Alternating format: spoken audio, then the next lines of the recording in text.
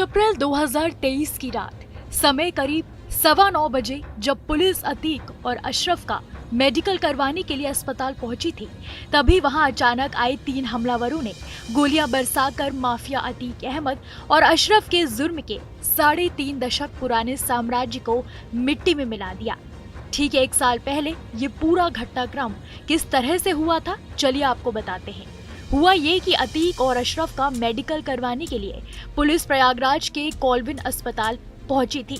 Medical करवाने के बाद जब दोनों के पुलिस वैन की तरफ से ले जाया जा रहा था, तो उस वक्त वहां मीडिया का भी अच्छा खासा जमावड़ा लगा था। इसी दौरान कुछ मीडिया कर्मी अतीक के पास पहुंचे और उससे गुड्डू मुस्लिम से जुड़े सवाल करने लगे। गुड्डू मुस्लिम अतीक का ही गुर्गा था और उसकी तलाश पुलिस को उमेश पाल हत्याकांड में थी। इसी मामले में अतीक और अशरफ से भी पुलिस पूछताछ कर रही थी। पुलिस और मीडिया कर्मियों के बीच मची अफरा तफरी में अतीक सिर्फ इतना ही बोल पाया कि बात यह है कि गुड्डू। इतने में ही अचानक से अतीक की कनपट्टी पर पिस्टल रख फायरिंग हो गई। इससे पहले कि कोई कुछ समझ पाता, चारों तरफ हंगामा मच गया। हर कोई अतीक और अशरफ से दूर हो गया।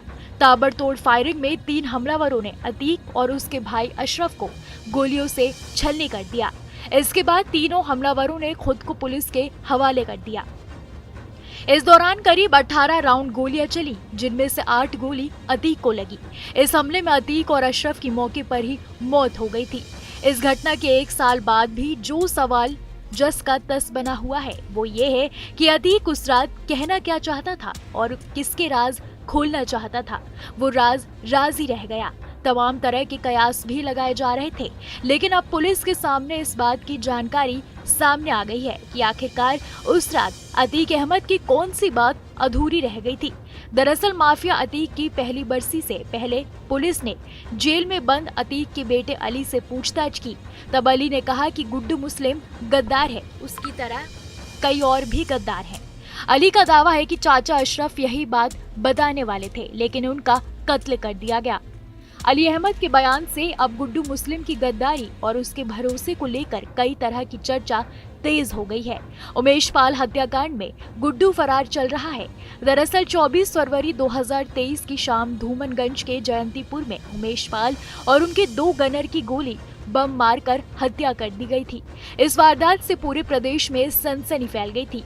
उमेश की पत्नी जया पाल की तहरीर पर पुलिस ने माफिया अतीक, उसके भाई अशरफ, बीवी शाइस्ता समेत कई के खिलाफ मुकदमा कायम किया था। हत्याकांड के संबंध में पूछताछ करने के लिए धूमनगंज पुलिस ने अतीक को पुलिस कस्टडी रिमांड पर लिया था। बताया गया है कि उमेश पाल हत्याकांड में पुलिस की ओर से इन्वेस्टिगेशन की जा रही है।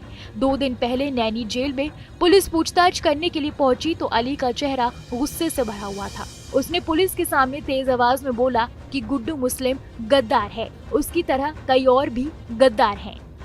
ऐसे तमाम देश दुनिया की खबरों के लिए देखते रहिए न्यूज़ नेशन डिजिटल।